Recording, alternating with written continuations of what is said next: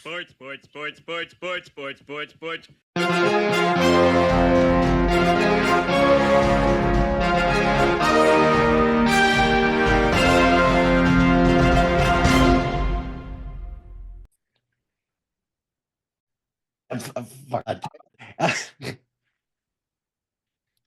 Hey there, sports fans. Welcome to Sportsball, part of the SPDM Crew podcast. We talk about sports related topics, but we focus on you, the fan, and what you like, whether it's a sport, team, event, athlete, or sports related news. Today, we're talking more college football. And specifically, we're talking about the Notre Dame Fighting Irish. And look, I have a handful of people in my life who are big sports fans, but there is nobody in my life that I have ever known that when their old voicemail would pop up, at the end they would say, "Go Irish." In fact, Bobbie, is that something that you still have on your voicemail? I don't, but just because I changed carriers and I never recorded a new voicemail. But up until I changed that, I definitely did have, and as always, go Irish at the end of it. And as always, go Irish. So, my guest is perhaps the biggest Notre Dame fan that I have ever known personally, but my old buddy from college, Bobbie Mitchell. Hello, how's it going? It is going very well, Mike, and thanks for having me on the show. Of course, of course. I have been trying to get Bobbie on because when I first started coming up with the concept of sports ball, I was thinking about all the different teams that I would want to talk about. And Notre Dame wasn't one of them. But in reality, it was because Notre Dame is one of these historical programs that has reached like legendary status with their fandom. And when I first met you, that was one of the things that we talked about quite a bit was your Notre Dame fandom. So, why don't we start there? How on earth did you become a Notre Dame fan? Even though I know the answer to this, but for our listener out there, what how did you become a Notre Dame fan? So it's there's a couple different origin stories here. One of the biggest ones is probably I would consider it the most romantic, maybe.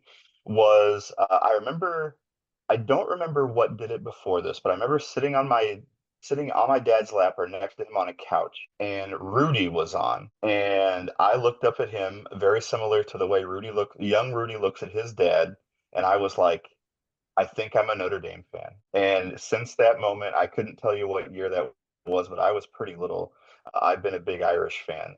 The other part of the story that also comes in is I don't know what you want to call it. There was a sports day at school, and everybody could wear team gear. Well, I didn't really have any, and my dad brought me, and I still have it and almost wore it for good luck for tonight's broadcast. This old just block letter, not even the monogram. It just says Notre Dame in navy blue on a heather gray shirt. Oh, And okay. so he got that, and then from that point on, I was like tagged as a Notre Dame fan from that point on. But I probably already was at that point. There's been a few other things that like really reinstalled the fandom.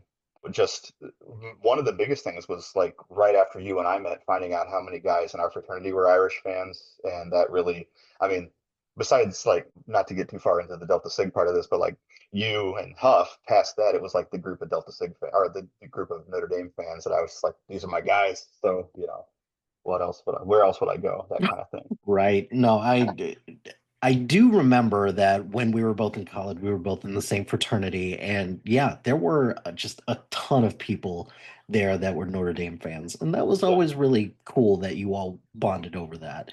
Oh, for I'm sure.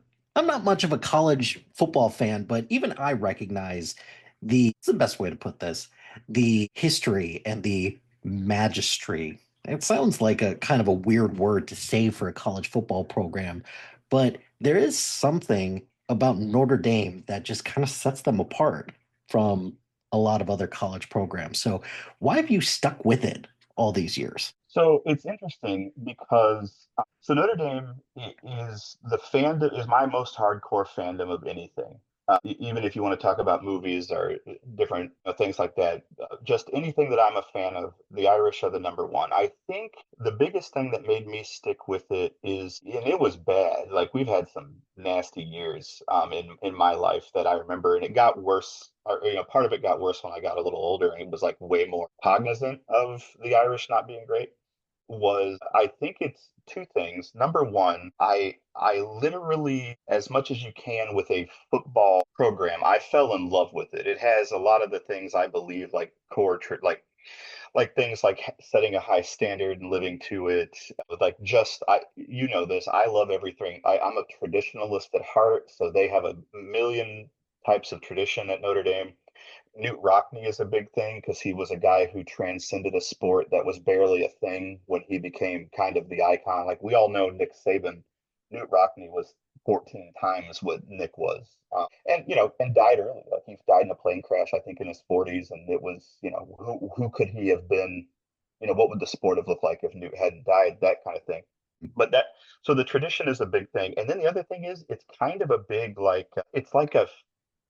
it's almost like a big middle finger to a lot of the people that like kind of want to like people hate Notre Dame for an irrational reason. Like I maybe sometimes my love for Notre Dame is just as irrational, where it's like, where you kind of you lose the plot where you're just like, I don't care. This is it, where you become like not just a fan, but a fanatic of what it is. And, the other thing I will say is I also have always considered myself kind of a thinking man's whatever, whatever it is, whatever my topic, I'm like, I want to be the smart one. And Okay. I feel like Notre Dame gives you a lot of topics, like a lot of reasons to be a thinking man's college football fan. Like the smart fans are this or this or this. The dumb fans are this or that. Like, for example, huge Notre Dame fan, but I understand the blue bloods in college football, like Alabama and Michigan and Notre Dame and USC, and there's probably a small handful of others. If you're a fan of one of those teams, even of the USC and Michigan, who are not big Notre Dame allies, right? I'm like, okay, you get it. You know what you're talking about. You know what you're Like a talking little about. bit. You're wrong, but you know what you're Exactly right. Like you're wrong, but okay, I will. We'll agree to disagree.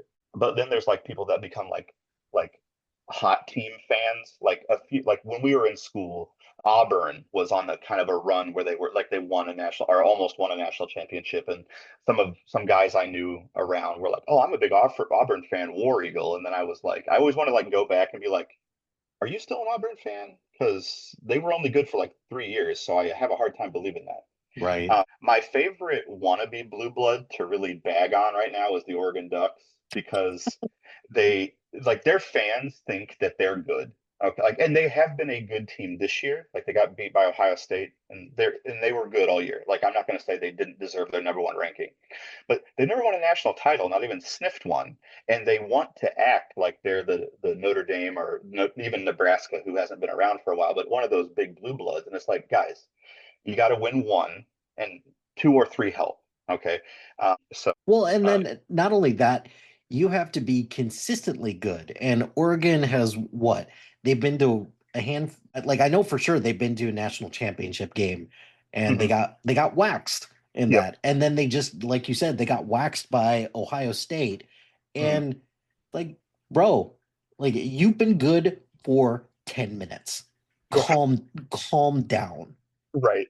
And right? no, I agree. They have been good and relevant for a cup of coffee, right? And that's good. They are a hot team now, but we'll see where they get. Just like Clemson. Clemson won a couple titles, but they're nowhere near a blue blood. They're actually still more famous for falling apart than they are for winning championships. So, there's a bunch of things that go into that. And I won't like spend a whole lot of time talking about what separates a blue blood from another one because you could have another guest on here who will tell you how like since Notre Dame until the other night hadn't won a major bowl in 31 years doesn't qualify anymore either. That's a little ridiculous considering the brand, but there's that. But that was a long, great big way to tell you that I stick with it because the Notre Dame is tradition to me right now. An even better answer, Mike, is that Notre Dame is the last vanguard of tradition in college football.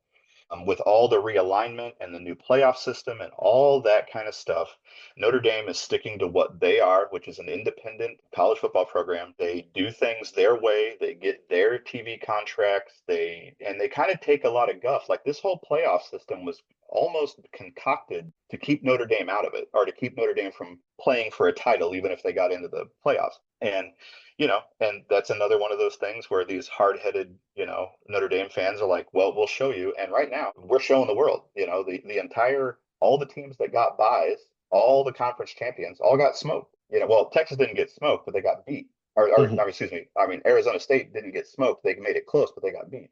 Right. So, those kind of things are, that's the thing. While all this stuff is going around, well, we don't even have a Pac-12 anymore, legitimately. Texas is in the SEC and Colorado's back in the Big 12. Like all these changes, the one thing that stays the same is that school in Northern Indiana who's just like, no, we're going to do our thing, Mhm. and that kind of stuff. There is something admirable about that, to stick to your guns, especially in the wake of so much money flowing from college football right now. Yep.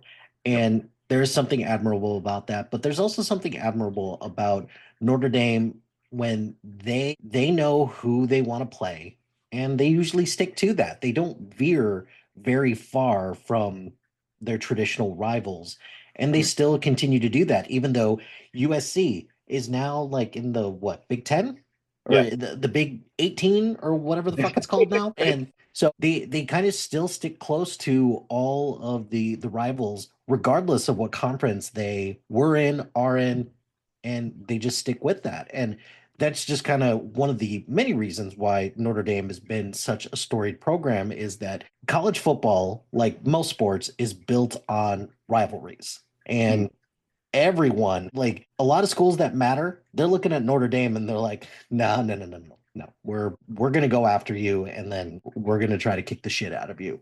Right. And there's something cool about that, because it gives you a little bit of swagger, I guess. Okay. And so throughout the course of your Notre Dame fandom, give me some highlights, give me some lowlights, give me some of your favorite memories, favorite games that you've watched, been to, players even, and go the other way as well. Like, because there have been plenty of times when Notre Dame has just kind of been, it feels like they've been kind of just lost and still trying to figure it out, just like every other college program out there. So give me some highlights, give me some lowlights.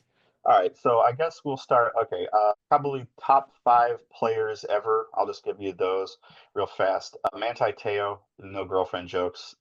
Just love Manti. He was the heart and soul of that team in 2012 that ran into the buzzsaw that became the Alabama dynasty. But When they were. when you say no girlfriend jokes, did you mean his invisible girlfriend, Yes, or that's the very same. okay, okay, cool. I just wanted to be sure. I Now, wanted I it don't to know be. if you've ever checked out his IG, but his actual wife is stunning. So let's give the guy the W's as well as the L's here. Is she real? Is it a real picture? this Have one you is have you video. seen have you There's seen video them in evidence. real life? Are you two friends? So No, no, I'm not friends with her. I will stop giving him shit, because God, that story broke perhaps at the worst possible Oh time. my God, it cost that kid millions of dollars. And if you haven't seen the documentary on it, I think it was on Netflix. Go give that a look. Like people owe man some apologies. Oh, for Uh, sure. Poor guy just got. I mean, you want to sit here and say, oh, this big studly football player has to know, but you also have to remember, like, he's a sheltered religious Mormon kid from Hawaii. Like, it's and Well, the person that hoaxed him, like, they went hardcore into, getting into his life. So that was wild, just wild. But right. but it made him look silly. And that cost him some draft status, which really blows because he should have been like a top 10 pick easy that draft and just kept dropping. Speaking of guys who dropped further than I think they should, Brady Quinn is another one of my favorites. I love him, and I also love what he does now. When he was in the league, in a pros, he started a school for kids, for rookies to like make sure that they didn't Like, lose all their money. do stupid shit.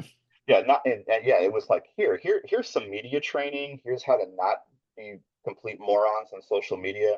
And also they're going to give you millions of dollars. Don't hire all of your cousins, brothers, and in-laws to do all this stuff for you. Hire professionals if you have to hire anyone. Also, it's okay to drive your own car. Like, That sounds an awful lot like a league should be doing something like that for their rookies. as opposed to a fucking teammate. Yeah, agreed. And and I think eventually, I don't remember, I kind of lost the train on this one, but I'm pretty sure the league did kind of co-opt what he was doing and said, "Hey, can you At come do some this point, for?" yeah. Yeah, At some which point, is yeah. awesome. I think the NBA started doing it too, and they were actually in a worse position with rookies going broke, so which is wild because the money's better in the NBA.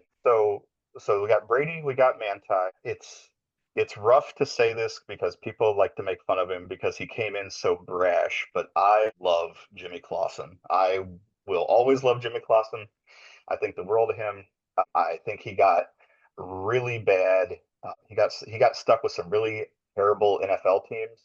But the highlight of my life is, or my highlight of my Jimmy Clausen fandom is when or non Notre Dame Jimmy Clausen fandom, is when he got to start for the Bears for a couple of games, and you could like I could see he was at Soldier Field, and I was watching Bears fans' faces be like, "This is the guy," because he got his helmet ripped off at one point and was like bloodied and like going after a guy or something like that.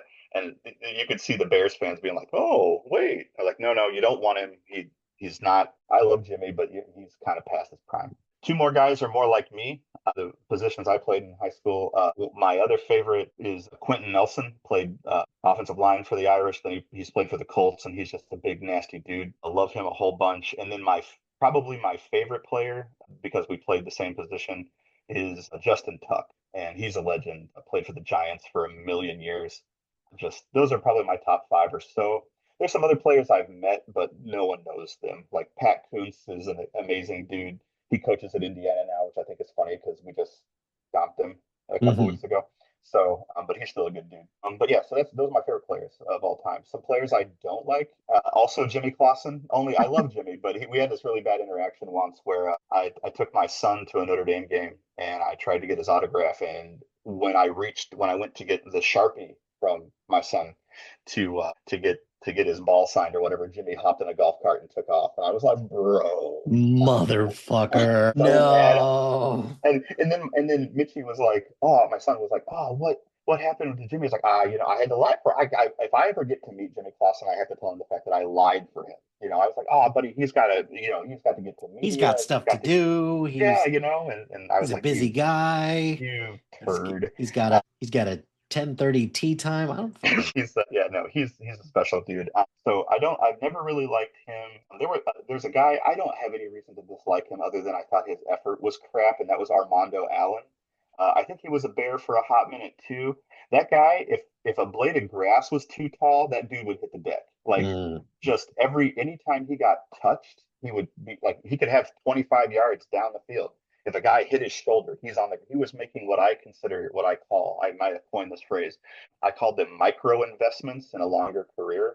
Like, why stay up and get hit more? You got 5 yards, get hit and go down. You gained. Good job. I don't think Armando's a bad dude, but I was just like, dude, get off the damn field. There are guys who will do more. So I only have two that I guess I only have two Notre Dame fans, or two Notre Dame players I don't like, and Jimmy's only a half. But Armando Allen used to just piss me off.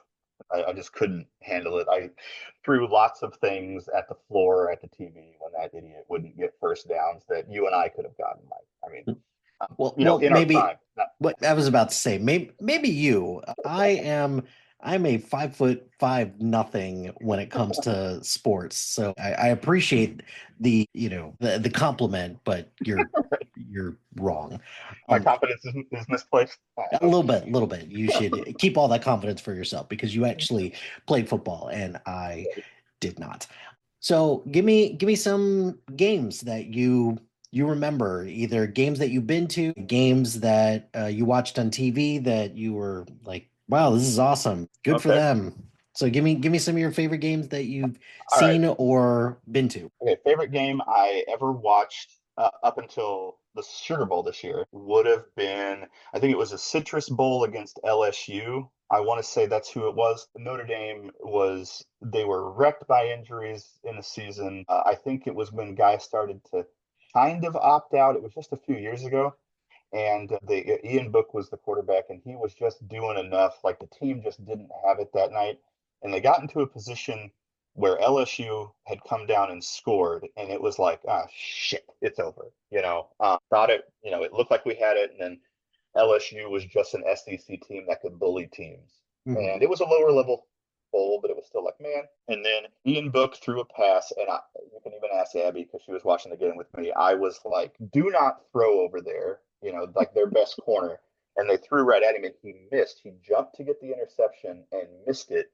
And Miles Boykin, who became a Raven, caught it, and he was more like a tight end than he was a wide receiver, and he just booked it down the every 5 yards. Like, no, they're going to catch him because he's slow. Like, they're going to catch him. They're going to catch him. They're going to catch him. And he scored a touchdown, won the game basically. Not as time expired, but they only had like 6 seconds left at the end of that. And I was like freaking out. I could not believe it. I was so excited to see that. That was back when Kelly was the head coach, and I was happy for him at the time because it was like we beat an SEC team. Now everybody can shut up, that kind of thing. So that was one of my favorite games I ever watched on TV. The Sugar Bowl was my favorite game. This is my favorite game because of everything it means. The 31-year bowl streak is over. New Year's Six, big major bowl, whatever word you want to use. That monkey is dead, dead, dead, dead. This season has been magical, and we'll talk about that more in a little bit. Oh Maybe yeah, when we talk when we we talk will about the talk. Orange Bowl. So this game just, oh my God, just crazy. So those are two of the best games I've ever watched on TV. Two of my favorites, probably. Another one, also, the game against Stanford in 2012 when Notre Dame had like 6 goal line stands to shut out Stanford and to go to the national championship game against Alabama that year. I was losing my mind in a little bitty house all by myself, just me and Abby and Killian, my old dog. Just all, it was the weirdest thing to just be kind of alone there, but watching it with Abs, and I was just like, oh my God, they're gonna go. And Kurt Wilson, another one of our friends from college, and he was texting me, and he was like, "How you doing, man?" I was like, "I am losing it." Like I was like almost in tears because I knew we were gonna make. I didn't know if we'd win, but I knew we were gonna go play for a title, and that was huge at the time. So yeah, two games that I love that I've been to. The two of them are wrap around are around my kids. I took Mitchie to a game, and I mean I don't remember what years that was. 2008, maybe eight, maybe seven. It was a loss, but there was 2 feet of snow on Notre Dame Stadium, and we still went. And we watched the Irish play, and they ended up losing on a last second field goal to UConn. That team was not any good at all. They were just so bad, but they ended up still being bowl eligible. UConn was like 3-7, so we thought we'd get another win. And the funniest thing about that game is the snow, but also the fact that my like I don't know so he's 5 or 6. It's maybe 28 degrees. We're sitting on snow because you just can't move that much. And this little boy, my son, is just into the game. He's just like me, just going crazy, go Irish, getting into all the chants and all that kind of stuff. And everybody's like, "Oh, you don't want to take a kid that young to a game because they'll lose their minds." You and I both have young kids now, and we can, you can imagine what that could be like. Yep. He was fine until that field goal that won the game went through the uprights, and then he was the biggest brat of all time. He wanted to go home. He was tired of everything. There's that. Then last year, or the year before, no, yeah, it was last year. Last year, I was talking to a friend who has a Notre Dame podcast and on Twitter or X, excuse me, formerly FKA Twitter. And we were commenting back and forth on a game, and then like a half an hour later, on an independent, kind of an independent thread, he was like, "Hey, I just found out I can't go to this game this weekend. Anybody want to take these 4 tickets off my hands?" And I was like, "Yeah." Like, I Yes. mean, it lliterally said like 15 seconds ago, and I was like, "Hey, you still got those tickets?" And he was like, "Yeah, man." So we're talking at like I don't know, 10:30, 11:30 at night. And I went to bed with Abby, and I was like, I'd already accepted the tickets. Like, I'd already said I'm going to take them. And the guy was like, "So what do I owe you?" And I said, "What do I owe you?" And he's like, "Nothing. I got him. He's a veteran." He's like, "I got him from VetTix. So I didn't pay for him. You don't have to pay for him. I know you're an Irish fan." I was like, "Oh man, that's awesome." And then I was like, "Oh shit, now I have to go to this game." So I was like, "Hey babe, you want to go to South Bend this weekend?" And she was like, "Well, what's that going to cost?" I was like, "Nothing. I got to buy one ticket because there's 5 of us." And she's like, "Are you serious?" And I showed her the conversation on Twitter, and she was like, "Holy cow! Oh my God, yeah, we'll go." So we went, and she made it a thing, Mike. Like we tailgated about as hard as I've ever tailgated. Like took a table and a cooker and all this kind of stuff to make food. My wife and I played beer pong against strangers there at the tailgate. It was crazy. So I took all the girls, and now I have 2 girls that want to go to Notre Dame. I don't know if they ever will. I have one who wants to go cheer there. She's a Okay. competitive cheerleader, and she wants to go cheer at Notre Dame, and I think that's rad. And then the other one, my oldest girl is kind of a STEM nerd, if you will. I use that in a loving way. Oh yeah, for sure. But she like whenever Notre Dame they have commercials. I don't know how often you see them. Like We Are the Fighting Irish, and they talk about the programs at the university. She's seen two about robotics, and she just thinks it's the neatest thing. So when we went there, she's like, "I want to go to school here," and I was like, "You got to work really hard, but if you want to do it, I will find a way to make sure you get there," kind of thing. So that was awesome. So those two games, my favorite two games I've ever been to. I'll tell you two games that I am the most disappointed by. And there's a lot that have been disappointing in the past, but the biggest one, and it's not the 2012 national championship game, because that was Alabama when Alabama was about to be a dynasty. It just got out of hand really quick, Yep. and Notre Dame just not no, their night. No, yeah, it was not their night. No one, it reminds me a lot of the game the other day between Oregon and Ohio State, where you had a team that had been like unblemished all season long, and then they just got caught on the wrong night, and the score got too far for them to ever catch. They came back from the half, and Notre Dame scored twice, and it was like, oh, well, if they weren't already down by 40, they could make a comeback. So long story short, but it's not that one. There's two of them. The first one is the 2005 game with Reggie Bush, the Bush push, because that was the game where all of a sudden, like for that whole USC was ascendant, and they were awesome, and they had arguably one of the greatest, most explosive college football players in history on their team. And just they were like the Dallas Cowboys of the 90s. They had two awesome running backs. Everybody forgets LenDale White because he was fat and slow, but he was awesome.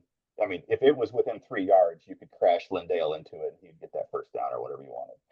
LenDale White, Reggie Bush, the two guys on the wide receivers, I can't remember, and because I don't care because they're from USA. And then Matt Leinart, who I've actually grown to love through his social media presence because he's pretty funny.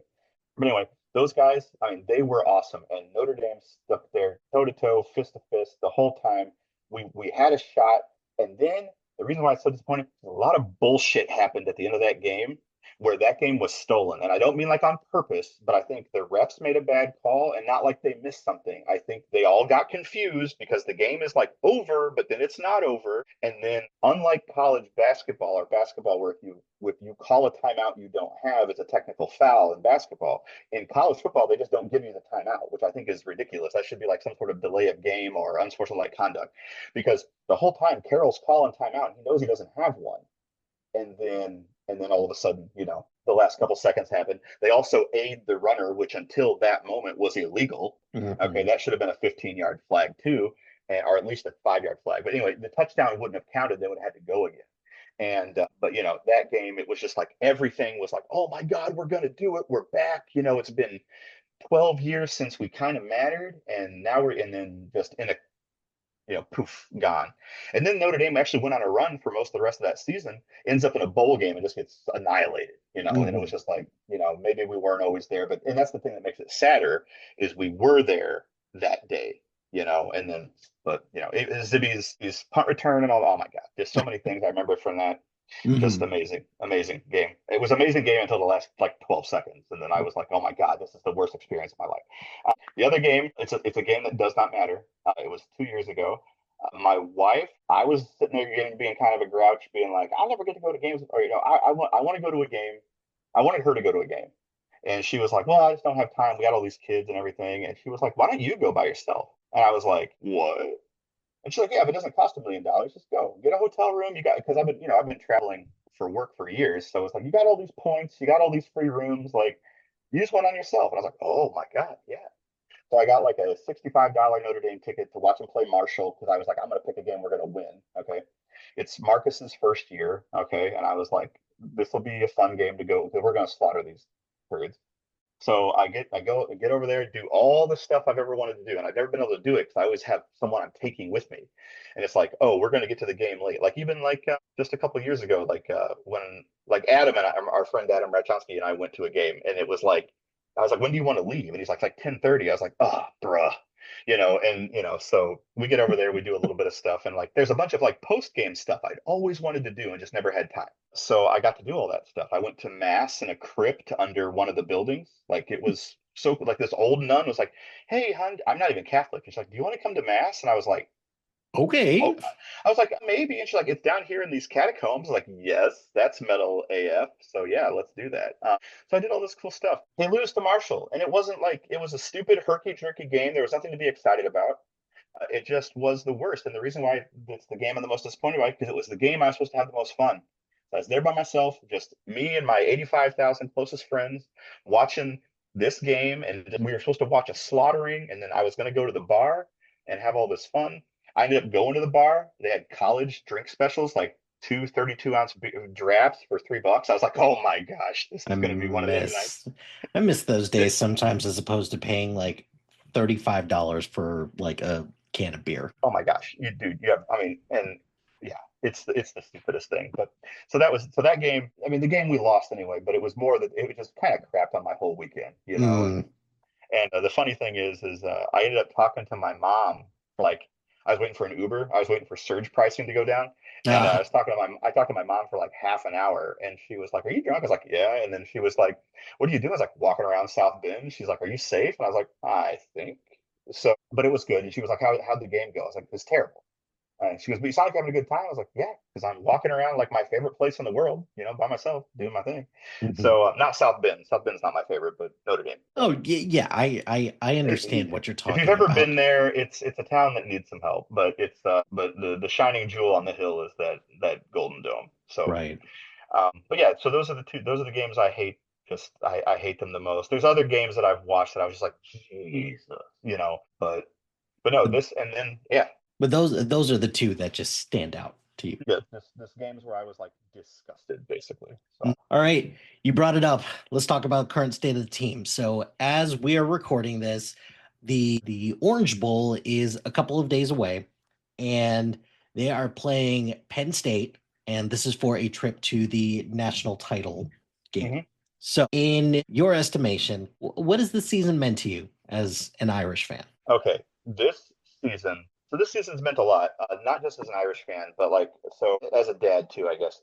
So Notre Dame started the season. I'll try to do this succinctly. So Notre Dame started the season against Texas A&M on August 31st. Well, my son, my newest baby, was born on August 31st, and he was born in the morning. And I had joked when my wife and I went to the hospital at like 1 in the morning that I told her, I was like, you have like 13 hours to get this figured out, and then I don't have attention for this anymore. You know, just kidding. But but I was like, the funny part was like as I was like moving the car, I was listening to a Notre Dame podcast. Like I was moving a car around the parking lot. So and I was listening to the podcast like whenever she was doing other stuff where I wasn't like involved. I was so ready for that game. And we have play, and he's awesome, and just everything. And then Abby took that mama nap at like right about kickoff, so I got to hold him for 3 hours watching the game, Hmm. and it was awesome. So I was riding this high, new dad, new little boy. After a string of four girls, it was awesome to get, to get a A little boy, dude, yeah. another dude. So it was rad. So I'm watching the game with him, and I was just like, man, this is awesome. There was actually a guy who came in, an orderly came in, and he was like, "Are you watching the game?" And he's like, "You a Notre Dame fan?" I was like, "Huge Notre Dame fan." He's like, "Awesome." He's like, "It's a boy or a girl?" I was like, "Little boy." He's like, "Oh man," blah blah blah, just went crazy. He like stuck his head in like a couple hours later, like right after the game was over. He's like, "Go Irish!" It was so funny. But big time for us. Then we go to losing an NIU. Okay, another one of those games where I was like, "Oh, you God, guys, what's going on?" And I said a lot of horrible things about Riley Leonard after that game.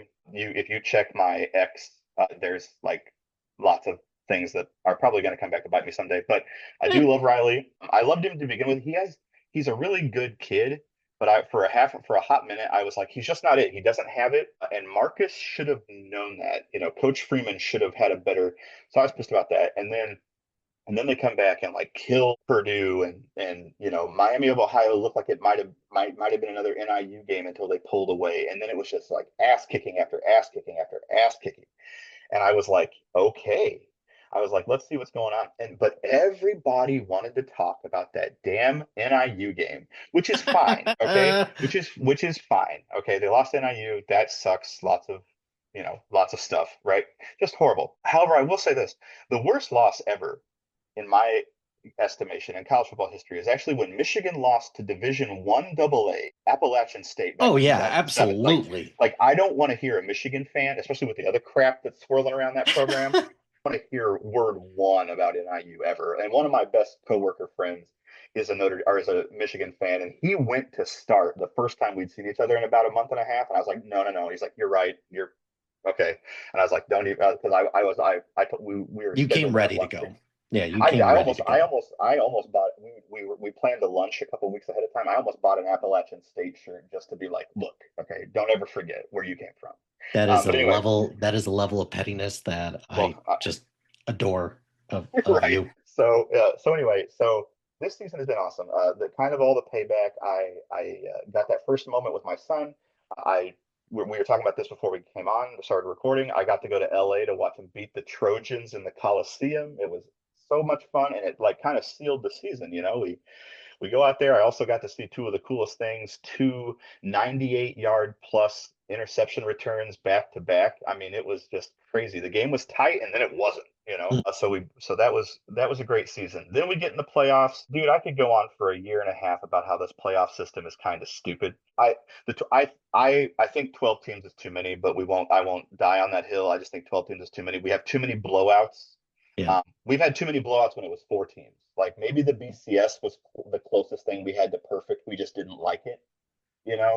So now instead of having computers tell us who the better team is, we have people get into a room and tell us that a team with one loss is not as good as a team with two losses or three losses, or that somehow Alabama and Ole Miss, who have 3 and 4 losses, should, in a hypothetical, could beat Hmm. every team in the play, all that kind of silly stuff. But so the Irish get in, and we get Indiana, which I'm not going to lie to you, I was ecstatic.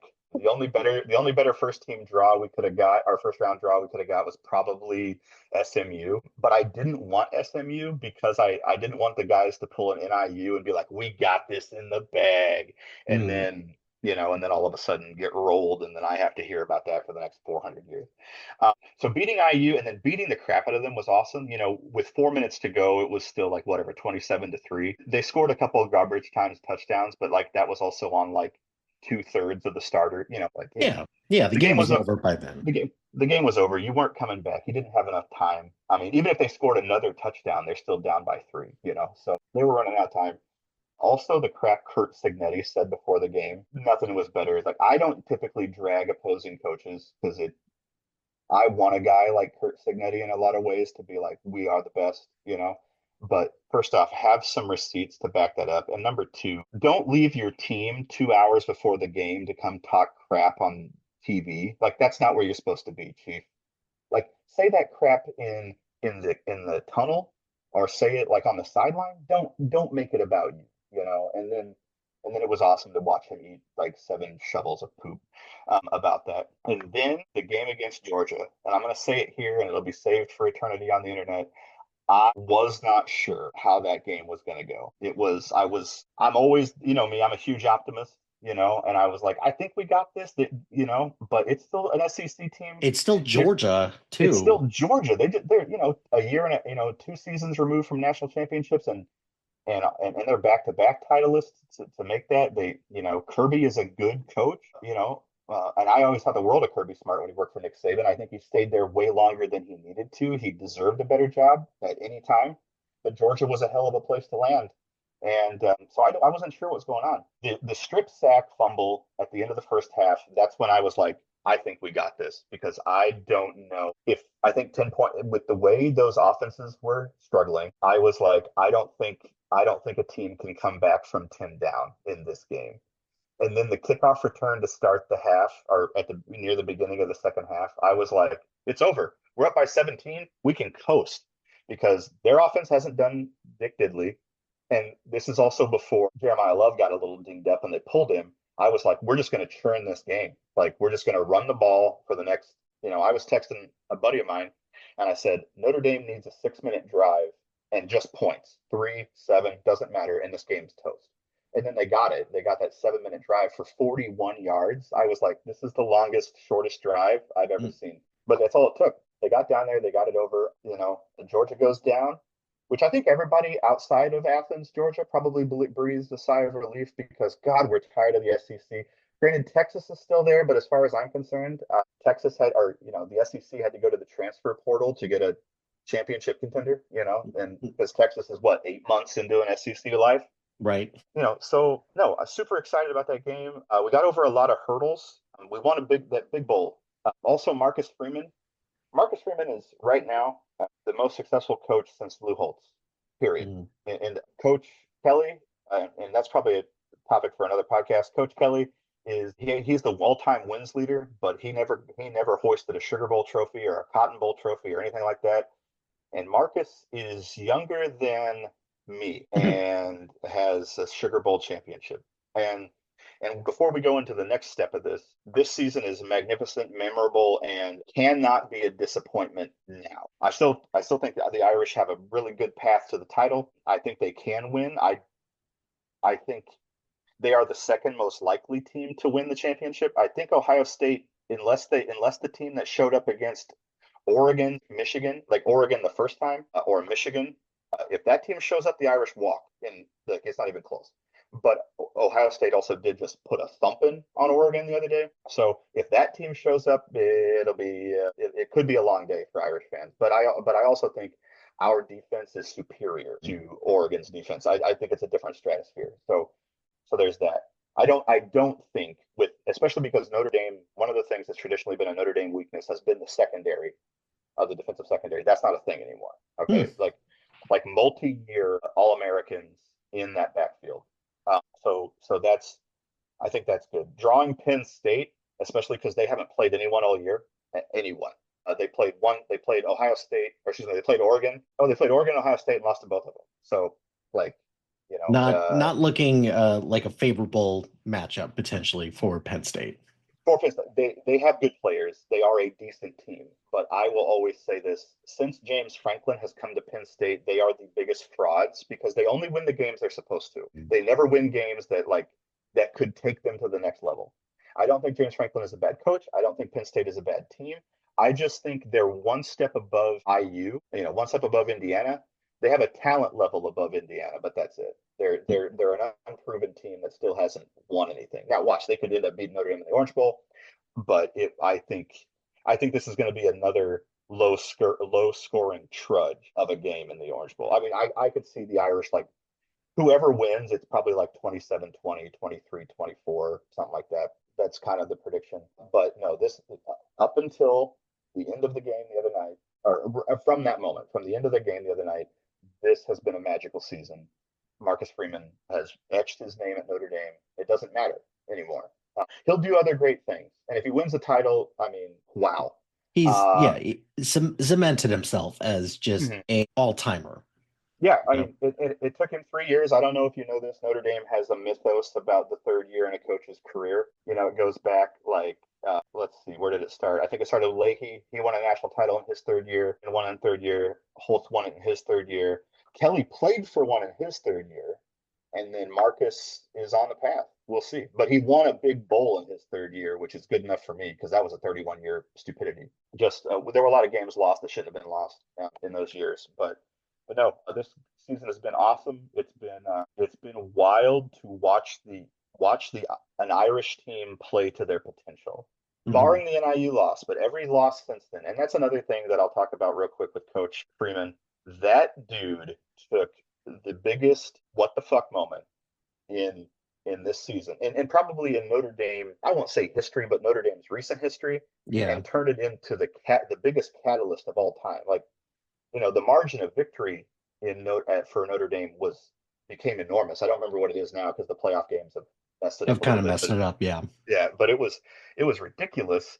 And then like the one thing I realized that I didn't realize CB or ABC told us was Notre Dame has the most points off turnovers this season, Oh, and okay. by 42 points to the That next team. Jesus. Yeah, so that's a lot, That's a and lot. it was Yeah. it was crazy. I didn't know that, but those turnovers have been immense. Like being able to force those turnovers and take the ball away when they need to, and like steal those possessions, just show how great this defense is. And like it's an all-time defense, period. So this season has been magical. I sound too serious right now. Like I'm not as jubilant as I want to sound, but it is. I'm stoked. I wear Notre Dame stuff every day. Not that that's much of a change, but like I spent a little bit of cash there around Christmas to buy some new stuff. Nice. So I have more things to wear. So, but huge season, just fantastic. So for you, this season is extra special because of not only their success, but what it means to, your new addition to your Mhm. family as well. So that's awesome though. And I'm gonna give you a chance to predict who do you think is actually gonna take this home and give me a score prediction as well, because we're not gonna, this is gonna release after the Orange Bowl. So who do you think, like, give me your national championship prediction game and then who wins? All right. So, national championship game, not the Orange Bowl. All right. My prediction Because for the we're national, are, yeah, are we just gonna assume that Notre Dame should? I don't, I hate doing that, but Okay, okay. I'm going to assume, I'll give you a prediction you didn't ask for. I think Notre Dame wins the Orange Bowl 27-21. And I think one of those touchdowns I think one of Penn State's touchdowns comes in like the last 3 minutes when it doesn't matter anymore. All of the scoring, even though that sounds kind of a high scoring game, all of that scoring is like it's two steps forward, one step back. It's a trudge. It's chunk plays that end up doing something. Probably a couple points off turnovers. That's how Notre Dame gets to 27. And I think they can do enough to stop Drew Aller, the quarterback at Penn State, from doing anything. I think he'll have a game. I think he'll score. I think there'll be some open receivers once in a while. But I also think Notre Dame, because both running backs are healthy and the line is as good as it's going to get, I think if Notre Dame gets a lead, they can just take the game away from Penn State. And James Franklin is known for falling apart in big games. So we'll see how that goes. But that's that one. National championship game with that prediction in mind. I think I'm going to go against the expert picks. I think it's Notre Dame and Texas, and I think it's a game for all time. And I think that game ends up being Irish 24, Texas either 21 or 23. Like right there, like we're talking last. Like I think it would be the most poetic thing for the Irish to be 21-21 with Texas and their field goal kicker, Mitch Jeter, who hurt his groin earlier in the year and really struggled once he got healthy, comes in last second and puts it over the top to just become, like you said a minute ago, an all-timer.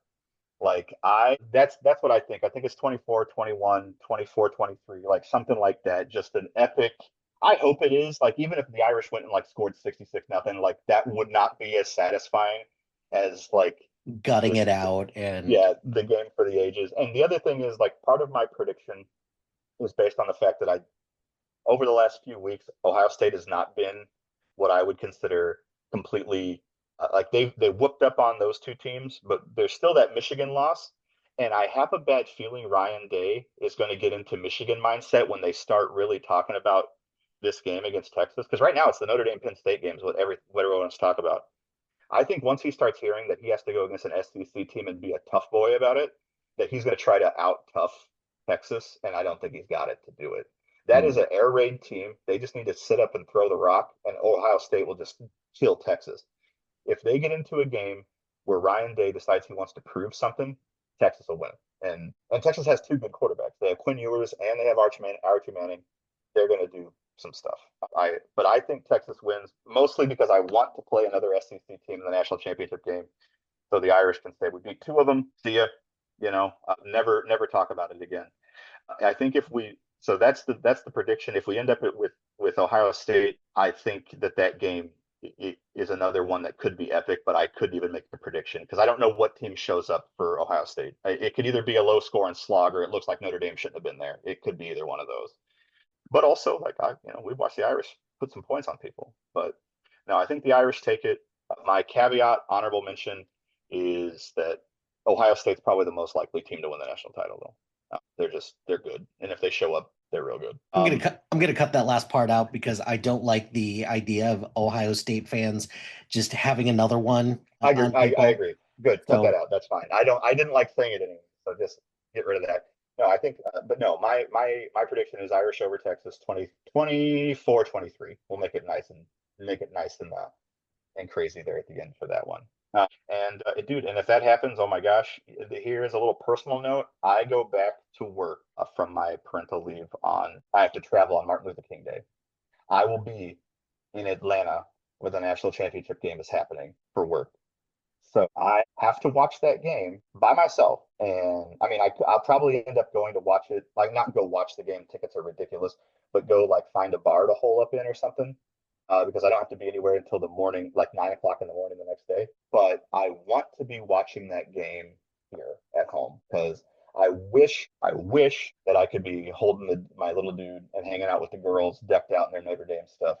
If Notre Dame's ahead when there's zeros on the clock, and that would just top it off 1,000%. But if I have to watch it alone eating Wingstop in my hotel room, then it will be the greatest Wingstop I've ever eaten, and it'll be crazy. So, but no, I think this season is magical, and that's what makes me think they're still going to pull it off. Well, one last quick note I want to make on that. Look at all these teams that had all these curses, all these long droughts, and all the sports. Like, you're a Cubs fan. Those boys pulled it off in 2016, much to my St. Louis Cardinal fan chagrin.